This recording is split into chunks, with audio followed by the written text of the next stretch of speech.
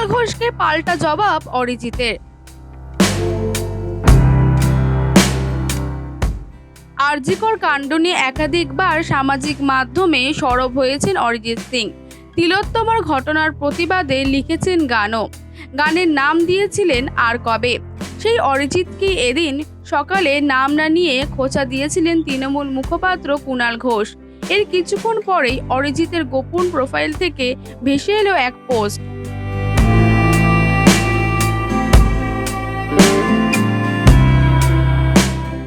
কুণালকে ইঙ্গিত তার, নেটিজেনদের ধারণা তেমনটাই।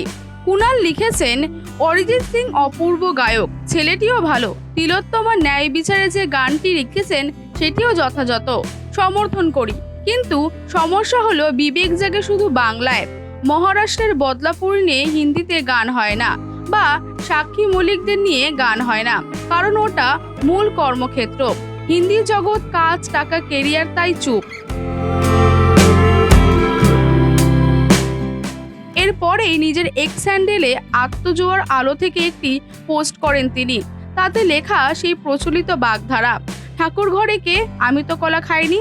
কাকে উদ্দেশ্য করলেন তিনি? চোর বলে পরোক্ষ কটাক্ষ করলেন কাকে?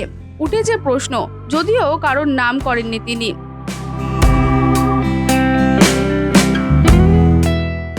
এর আগে তিলোত্তমাকে নিয়ে গান বেঁধেছিলেন অরিজিৎ সিং।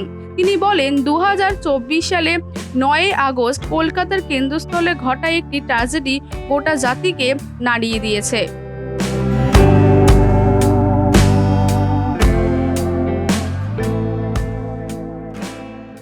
ওয়াইজ নিউজ, খবরের সত্যাসত্য 24 ঘন্টা।